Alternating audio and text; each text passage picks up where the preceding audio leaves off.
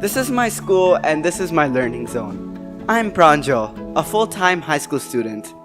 In my free time, I find the opportunities to have conversations with professionals from various walks of life. Over time, I have learned that you have to be humble, work hard, and be a lifelong learner to be successful in life. I invite you to join me in one such journey. I hope you enjoy it.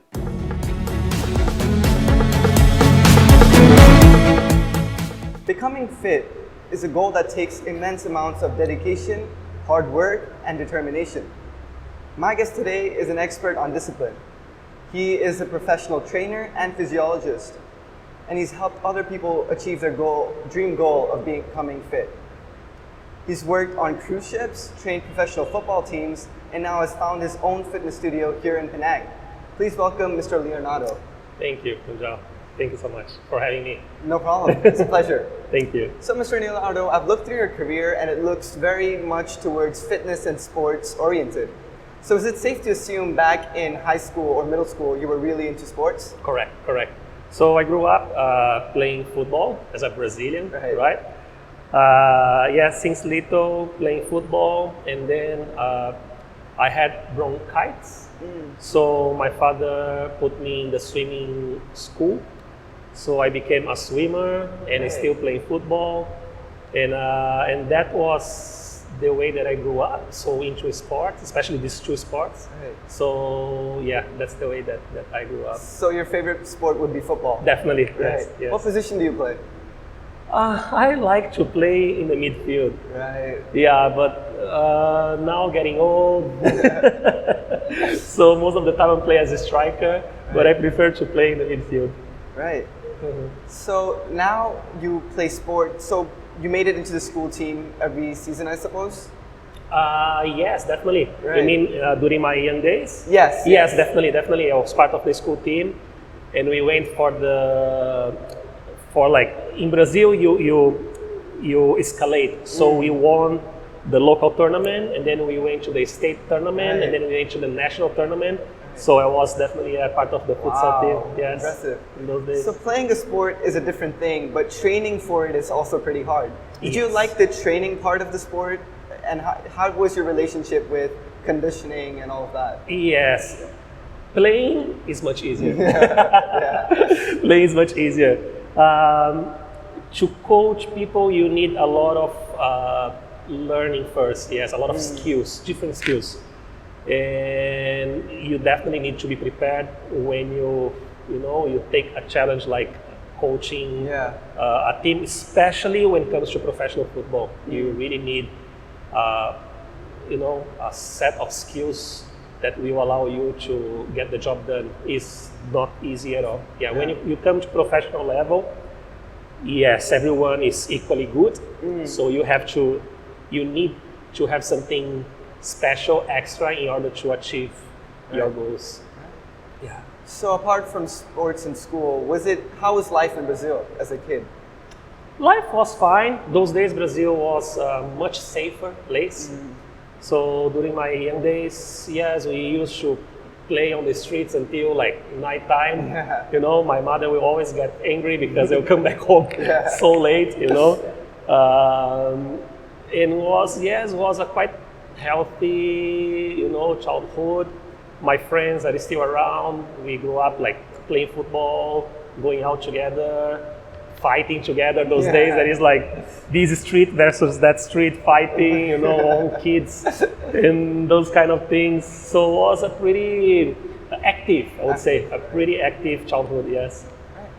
So being in the sports team, was balancing work hard for you? Like giving enough priority to school and then giving a priority to sports, was that balance tough for you to achieve? Actually, I would say that a lot of people kind of prioritize the sports over the studies, especially in Brazil, because we all dream to achieve, greater highs and become famous. And with me, it was not different. So I was like, I always study. My parents never allowed me to give up on studies. They always, especially my father, he always pushed me to do well in school. But I was never the top in the class. I was always average. Yeah. And I would dedicate a lot of my time for my football trainings and my sports stuff. Right. Yeah. That's good. So you did have a focus on studies and get your average grades, and then you were also pursuing your career as a professional football player. Correct. Or That's what I was starting trying to do. Right. Yeah. Until a point that I realized that perhaps I could not make it as a professional in the high level, and then I gave up on the sports and I kind of entered the fitness industry through dance. Right. So how did you, giving up football, giving up your dream must be hard. How did you come to that decision? It was getting tough for me to synchronize studies. I was already, I was going to the university and I was training morning and evening football and afternoon going to the university for my studies. And it was getting very tiring and I was getting, because the schedule was so packed, I was not able to perform. So I was always on the bench in my team, and that demotivated me a lot. So after I think 2 years in my second year of university, I decided to give up on football and dedicate myself to sports and science. Yeah. So how was the application process to get into the university? Since I'm a high school student myself, and I will still be starting my application process, how did you deal with all the applications? Where did you apply?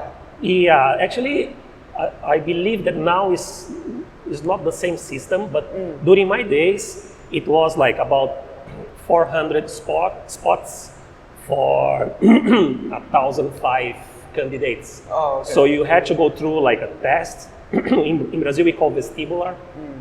So it's a kind of test, and only the top, I would say 400, will enter the university. And I remember that my place, I got 60th. Wow. Yeah, 60th place. Yeah. So I was really focused on joining the Sports and Science University and get graduated in Sports and Science. Okay. Yeah, so it was something that I really wanted to do, and I got it. Yeah. Nowadays, I don't think that you need to go through tests anymore. Yeah. Okay. So you take your test and you score 60th and you get into the university you wanted to get into. After joining university, was the experience completely different to what you were used to in high school, or was it sort of the same? Completely different. Okay. Yeah, because when you in Brazil, during my high school was specialized in computer science. Oh. Yes, so it was something that I liked, but not what I dreamed to be. Right. You know. So during those, in Brazil is 3 years. So during my 3 years of high school, I study in order to enter the University of Sports and Science because I was an athlete. Yeah. So the reality in the university is completely different. Focus on sports and science. Each subject is one sport, you know, or science related to sports. So it was something that I really enjoyed. And a lot of people, including my parents, my father is a lawyer, my mom is a government worker, and they completely disagree with my decision of doing sports and science. Yeah. But I'm a quite stubborn person, and yes, that's what I did, and I don't regret. Yes, I felt good. It was a nice experience. Yes. This is nice. Yeah. You mentioned you were into computer science. Yeah. As a hobby? It was the trend. It's like 30 years ago. Yes. So it was the trend, the computer start to come out. Yes, like the first laptop start to come out. Yeah. This is right around. So so it was a field with huge opportunities. Yeah. Those colleagues who study with me on those days and stay up to today, they are doing very well. They're doing very well. But that was not my passion. I liked to do the programs. I liked to, but I was an athlete. So my dream was to do something else. So while you were in university, did you just focus on studying, or did you have a part-time job? Yes. Yeah. So actually, that's when dance came into my life. Actually, how dance happened to me. I went to the fitness club, to the gym, to do my fitness routine as a futsal player. And I saw a group of people doing a rehearsal, hip hop rehearsal. And I look and I say, wow, so nice. And after my training, my routine, I just approached the choreographer and I asked her, how do I join like this group, And they just say, okay, let me teach you like few steps. Let's see whether you can do it. Right. And on the spot, she taught me a couple of steps. And I did very well. Okay. Yeah, and then she say, wow, you have a talent. Why don't you join us? Right. I say, I'm a footballer, but when is the rehearsal? She say, like Saturday, something like that. I say, yeah, it's Saturday. If I'm around, I can come. Right. And I started, yeah. Right. And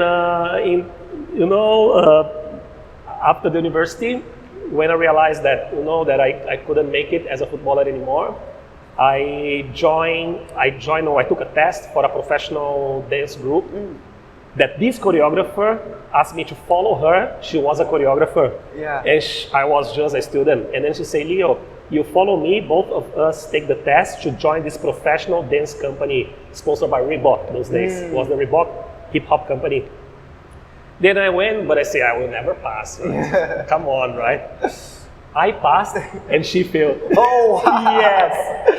Yes. And it was like a dream come true, because from kind of getting demotivated in my football team to joining one of the biggest hip hop companies in the country, and that was an amazing feeling. And that was when I completely, refreshed myself and focus on the fitness industry, that is dance, fitness classes, getting specialized in changing people's lives. And, so you were also becoming a part-time dancer and pursuing dance as your school, university studies. Correct. Right. Yes. So when did you decide that you wanted to start teaching dance rather than becoming a also very dancer? Interesting. I went for a big fitness chain test to become one of the instructors.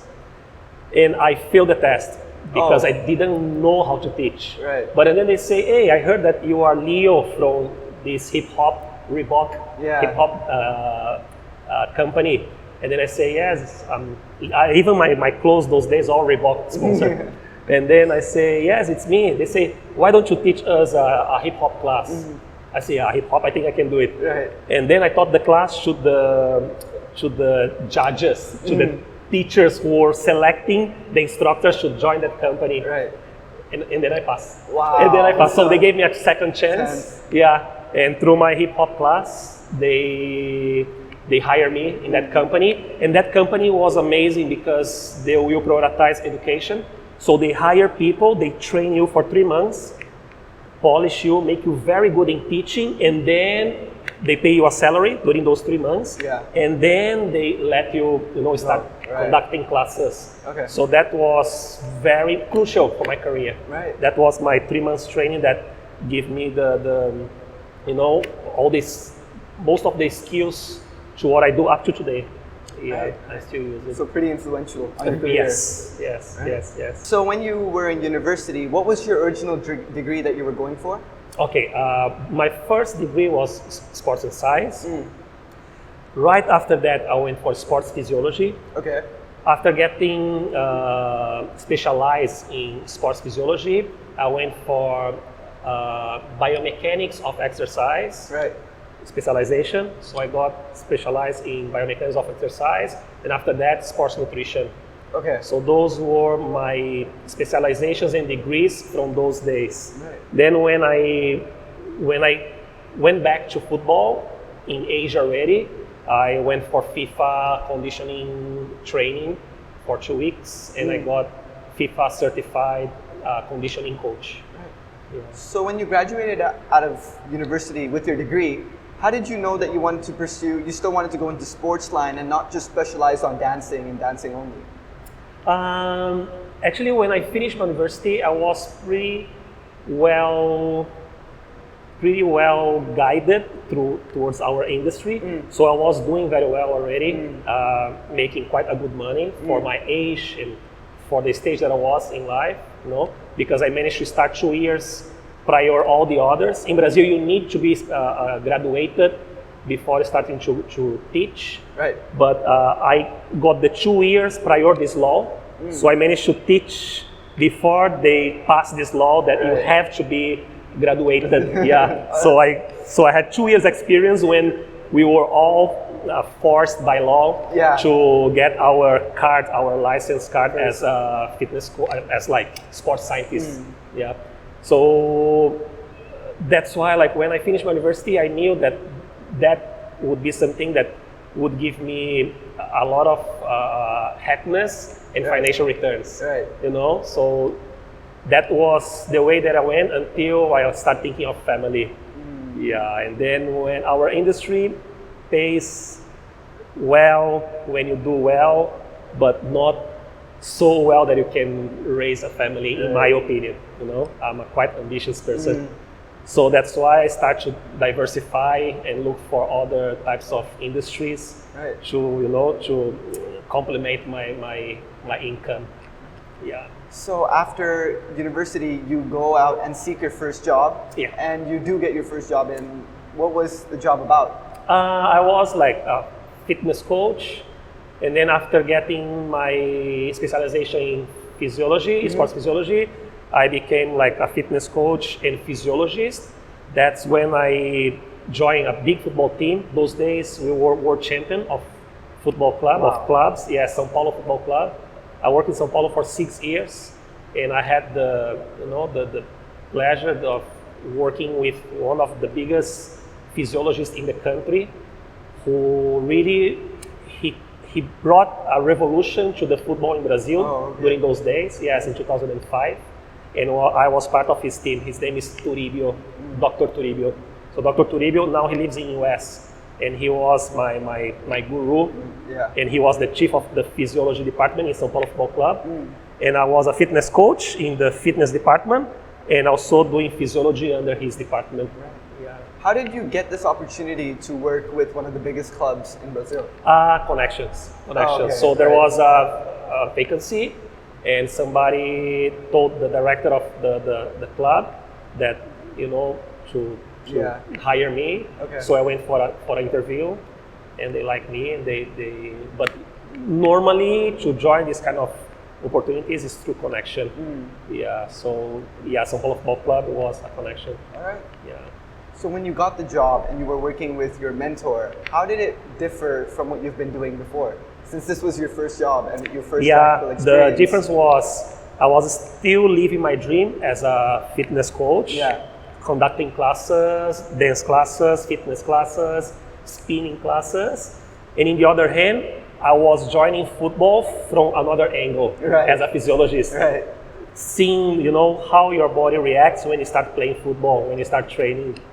And that gave me a lot of golden information to apply on the fitness industry. You know, like learning from the football, I use those things to use with my personal training customers. So I was quite different from the others for having these both experiences at the same time, working with professional footballers and teaching in a fitness club at the same time to random people. Okay. Yeah. So after 2006, you moved to Malaysia. How did you come to Malaysia? Connection. A friend of mine who was my manager in this fitness chain in Brazil, he was invited to come to Indonesia to set up a fitness chain. He came to Indonesia, he did very well, they opened a couple of clubs, and then they decided to come into Malaysia. And to open a new fitness chain in Malaysia, they need good people like him. And they allow him to hire 6 Brazilians. And when he went back to Brazil, I was one of the 6 Brazilians that he approached and say, there is this opportunity to open this fitness chain in Malaysia. And then I remember like today, I say, Malaysia, what is it? And then you say, it's a country in Southeast Asia. Like, I never heard of that those days, you know. And something interesting, 90% of my customers those days, personal training, my customers, they were Jews. And when I mentioned that I was moving to a Muslim country, they say, no, don't do that. So it was interesting. Even some of my friends, they say, Neil, you like to go out and drink, and if you do that in Malaysia, they're gonna chop your finger. I say, I don't mind. Let's see how it goes, And when I arrive here, I say, wow, it's a completely different thing that people think of those days. Yeah. For sure, now Malaysia is much more exposed, but those days people just thought like Malaysia is a very small country with a lot of extremist people, but the experience was amazing. It was amazing. So moving to Malaysia, was this your first time out of the country? Not really. I was already in Brazil, especially people like me, who was part of the top trainers. Yeah. We have quite a number of opportunities. Right. So I was during my holidays in Brazil. Normally we have holidays in July, December, and January. So it's either the winter or the summer holidays. So I will always work during the winter to take a longer summer holiday. Why? Because this cruise company will always approach the top trainers to go on board and make good money, make euro, paid in euro, and stay on board for a few weeks as the window is if I'm free for 3 weeks and they have the 3 weeks vacant space for you, they'll just hire you, pay you very well, and you stay on board, meeting a lot of people and and teaching to a lot of people. So that's how I managed to join this Costa Cruise company. And in 2000 but then it's 2008. But before Malaysia, I was going on and off offshore, take the cruise, go to Argentina, go to South America, or go a little bit up to Central America, until the time that I left Malaysia in 2008, and I went on board for 4 months to travel around the world. Right. Then that one was when I really managed to travel around the world. So people would say being on a cruise for 4 months, traveling around the world, is practically they made it to the top. Were you satisfied on the cruise? Yes, how did you feel? Yes, I was. Actually, the cruise came because I had a second opportunity in Malaysia, and being young and not experienced, I decided to accept that offer and quit the company who brought me to Malaysia without even knowing how the process worked. And then after doing all these things, I got to know that I have to be out of the country for 1 year before I work for somebody else. And that destroyed my career, because I was doing so well, and I thought, I can just move to this competitor, make more money and do much better, but then in the end I couldn't work for them, and I got out of job. And then this opportunity in the cruise to go around the world came. The guy called me and said, Leo, are you free? I say, completely free. I have no job now. He say, you want to come for a world cruise? I say, yes, sure. And that's so it was a nice opportunity, but mentally emotionally I was not in my top condition. But in the end of the cruise, I was doing pretty well, pretty happy, and God brought me back. You see, when my contract was ending, I got an opportunity to come back to Malaysia. That's awesome. Yeah. And here I am until now. Yeah. So moving back, you come here to live in a brand new country. The culture is completely different. The language is completely different. Correct. How did you adapt to the culture of Malaysia? It was really difficult at the beginning. I was quite a spoiled person in Brazil. I had a lot of friends. I was doing very well. I had my own apartment. I had my own nice car. And I was partying a lot. Brazilians like to party, right? So I was partying a lot and living my dream life. And then this opportunity to come to Malaysia came. Why I came? Because I always wanted to be well known internationally. And that was the opportunity to make good money, very good money, being outside of Brazil. So 2 years contract. So I took the opportunity and I came. But my first 6 months, I found a very competitive environment among my citizens, my Yeah. colleagues, my Brazilian colleagues, they didn't want somebody else to come and join the team. So I was not very well welcome in that thing. For someone who was always surrounded by friends and having fun, to have these people trying to, in a way, we became good friends later, but because of this competitiveness, yes, they didn't want me to join the team. And yes, it was very, very challenging. I lost a lot of weight. I became quite depressed, homesick. But the company took care of me really, really well. Right. After 3 months, they sent me to Phuket with friends, then took me back. And then after 6 months, they sent me back to Brazil, say, go to Brazil, spend 3 weeks, and then you come back better. They really took, good care of me. And after this first trip to Brazil, when I came back pretty much decided to face this challenge and get it done, So it was a 6 months adaptation, I would say. Yeah. So during this time, you also learned how to speak Malay? No. Actually, my English was quite bad. So those 6 months was more, my priority was to speak English fluently. Right. Yeah. Food was a big challenge. Now that's why I put on so much weight. But now food is not a challenge at all. Those days was a huge challenge as an athlete. But again, after a few, I would say that my breakthrough was the 6 months. When I came back in the 7th month, I set my mind to learn and to go through this challenge and to get it done nicely, and I got it. So after the cruise, you spent 6 months and you make your breakthrough. You set your mind on making Malaysia work, and then you join the Football Association of Penang. How did you get this opportunity? Yeah, actually, after 2 years working for the first company, I had an offer from a second company, but again, it didn't work very well. So I went to the cruise, and after the cruise, when I was on board, a friend of mine who is a football coach, I helped him during my 2 years here in Malaysia as a performance analyst. So he said, Leo, we have an opportunity to join the Football Association of Penang, right, as to support the head coach.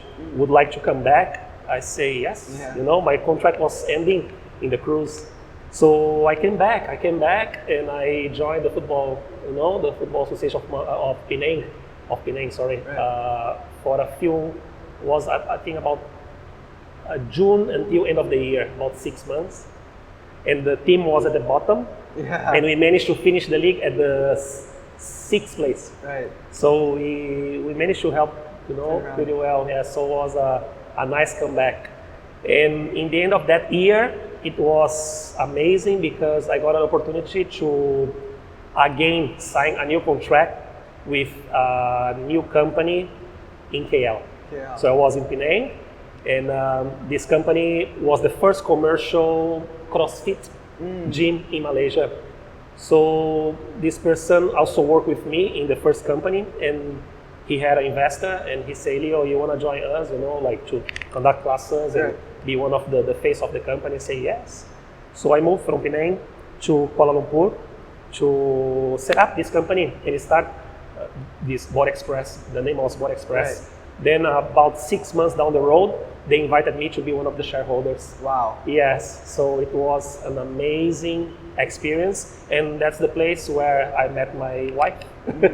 So it was an amazing experience. Yes. So when you became a shareholder, what were your responsibilities to the company? Yes, I was managing the club. Right. I was kind of the face of the brand. So I did Fit in 10. I did a reality show that nowadays there are many reality shows on TV, but we were the first to try to do a reality show. So we tried to put on YouTube those days, but many years ago it didn't do very well. So we created a kind of CrossFit brand that we call Spartans. So we were the creator of Spartans. So Spartan was very similar workout to CrossFit, but with a little bit of my style. And that was my main duty in the company, to kind of brand our product. Right. And we did very well. We did very well. We did very well. So how long did you stay at this company for? Yeah, about, again, 2.5 years. Then me and my partner also wanted to be the face of the company, and he had more shares than me.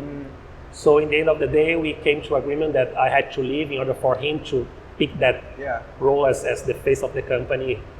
So yes, I let go of my shares, and I left the company, and I went back to football again. Right. That's when the opportunity with the same coach that invited me to come to Penang. Yeah. He had opportunity with the national team of Indonesia. Oh wow. Same role. Same role. To go as a performance analyst and help the national team of Indonesia to play the Suzuki Cup on that year. So from Bor Express to Indonesia, Jakarta, to be with the national team preparing for the Suzuki Cup. Wow. Yeah. So you come to this Indonesian football team and you're preparing for the cup. How did you make sure that the team was going to win? How's the team doing earlier before you came? They were doing fine, but they didn't have any experience with technology in football. Right. And those days are already on equipments like GPS for athletes, things that now is very common.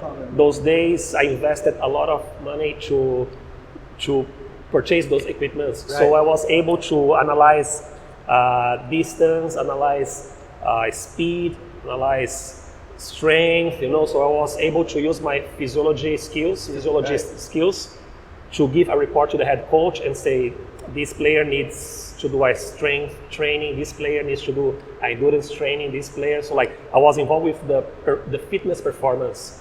And the other coach, he had kind of apps that will read the way that the player plays, saying that all these football show today, the map of the player, those days didn't have, we had it. Yeah. So we'll come in and show the map of the players to the head coach, and we will deliver the reports to the head coach for him to know what to do with his players and select the best players physically and I would say technically. Yeah. So after all this hard work and training your team with new technology, how did the team perform in the cup? They lost to Malaysia. I think it was in the semi-final. Oh. Yeah, in Bukit Jalil. We lost to Malaysia, so it was an interesting feeling because my heart is half Brazilian, half Malaysian, and I was working with the Indonesian team. But of course, I was upset that the team lost. But in the other hand, I was happy that Malaysia passed. Right. So it was an interesting feeling. Yeah. So after this, you decide to go back to Malaysia, right? After Yes, this correct. experience. I came back, but again, another opportunity in Bandung. So after that, same coach had the opportunity in Bandung as as a football analyst, and then he needed a performance analyst. Then he said, "Leo, now Persi Bandung, this team wants to hire us as analysts first." So we went there, and from analysts, we were invited to coach the under-21 team. Right. So that was a nice challenge also. But in the middle of my journey, the Penang Football Association invited me to come back for the professional team as the head of fitness, no longer as an analyst. And that was amazing because my wife was pregnant and we wanted to have the kids in Malaysia. Right. So that was just a huge bless. And I immediately accepted the invitation from the Football Association of Penang to return back to Malaysia and sign a 2-year contract with the Football Association here. Okay. Yeah. So you come back to Malaysia and now you have kids and now you're working with the Football Association. How did they perform? Very well. Better than last time? First year, our KPI was top 6 and we ended the league top 3. Wow. Second year, the KPI was to go up to the Super League or in the Premier League. We got it. Wow. And the third year, they didn't renew my contract. Yes, I was very disappointed because we managed to to hit the KPIs, and bring the team back to the Super League. But and then there were a lot of changes in the organization, and my position was one of the positions that they decided to discontinue and put somebody else. Yeah. So after that, what do you do after your contract got canceled? How did you I became the head of fitness of another big fitness chain. So after football, 1 month later, I already had a offer to become the general manager of a club and the head of fitness of the company. So I joined that company, and I did quite well. I created some signature classes. Again, because of my background and my specializations, I'm able to create, tailor-made classes according to the company vision or the company needs. And I joined the company and I created a couple of classes for them. It was a 2 years experience, also a great experience. But in the end of those 2 years, I was already setting my mind to have my own place. So I was already moving towards becoming an entrepreneur, becoming like the owner of my own place. But I had an investor. I bid for a fitness club in Penang, but the person who bid against me won. So the management of Gurney Plaza say, Leo, we wanted your idea, but this company has a much stronger financial background. Why don't you talk to the owners and perhaps join them? And they put me and the owners of that company to talk, and then I end up joining them. And that was until I opened my own place. So once I opened my own club, again I was with them, but always with the mindset like I need to have my own club. I need to have my own club. I did very well with them also. I really love to work for that company, but I really felt that it was, time for me to move on and have my own place. Then this opportunity came, and I took it. I took it without hesitating, and here I am now, almost 1 year in the studio. With my own place. Yes, a lot of things to do. I still have a lot of plans, a lot of rebranding. I want to do a lot of things here. Yeah, but it's time flies. Time flies. Going for 1 year. Yes. So what do you think is the main advantage of your studio, which would be considered a small startup, versus the bigger brands in the fitness industry? Me. Me. Yes, again, like the capability of creating classes according to my members. For example, my morning crowd, they are elderly people. They are like older than the evening crowd. So I created 2 signature classes for that group of people. And with with that class, they start spreading the word, and people start to join. And now I have a big group of mature citizens who are doing pretty well. A lot of them came with back pain, with this, with that, and we managed to tailor-made the class, and target each of those issues and they're pretty happy now. Awesome. Yes, and same goes to the evening. Evening I have to tune my class more towards the youngsters and those office people who are stronger, full of energy, and yes, that's what I do. So that's I would say that is the main difference, the capability of course, my experience as a general manager, managing the business itself, the business model that I use, that I believe is a long term. So I don't have that risk of shutting down after 2 years, 3 years. My business model, I'm building my business year by year. So year by year, I get stronger and stronger. The capability of managing the team, and obviously the capability of creating fitness programs according to the needs of the customers. It's very inspiring. Thank you. You do all well for your entrepreneurship journey. Yes. It's not an easy journey, but it's worth it. It's worth it. So as a conclusion, I want to ask you a final question, which is, if you had a time machine and you could go back to relive any moment in your life, what moment would it be? That's a very interesting question. I don't like to look back. I really don't like to look back. But there is one opportunity that could have changed my life. And I always mention this opportunity to, to my wife, to my friends. And I was young, I think 15 years old, and I was playing football, not futsal, football. Yeah. And those talent hunters, they saw me, and they approached my father from a big football club, in Brazil. So he approached my father and another player who was playing with me.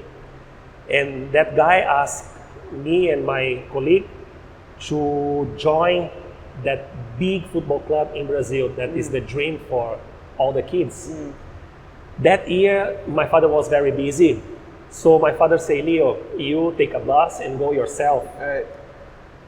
But I say, those days, being young and being not very smart yet, I say, I'm very good in football. Another big club, you come and look for me, I don't need to go by bus. If my father cannot take me there, I just don't go, and another day, and I'm waiting until today. So if I had a time machine, I would pick that opportunity. I would take the bus, I would go for that training, but if I do well, perhaps I would not be here right now. I would become a football player, and my journey, my life journey would be completely different from what I have right now. Yeah, that's I believe that is the only opportunity that I would take the time machine and go back. The others, I committed a lot of mistakes throughout my life, but the more mistakes you make, the more you learn. Yes. So, of course, sometimes you regret, but that's a learning process, and that's the way that I approach my life. Yeah. So, throughout all your years of experience, do you have some general advice that you could share for students like my age? Definitely approach your passion. My father is a lawyer, my mom is a government worker, and they all say, sports and science, no, you'll never do well, and look where I am right now, right? So do what you love, be dedicated, set your goal, set a big goal, but break it down in small goals, and go through one by one, because every small achievement gives you more motivation to achieve the next one. And so, yes, my advice would be for you to, to make a big goal, break down in small goals, and, go step by step until you reach. When you reach, you create a higher one, a greater high. And you keep on going. Yes, and you keep on going. Yeah.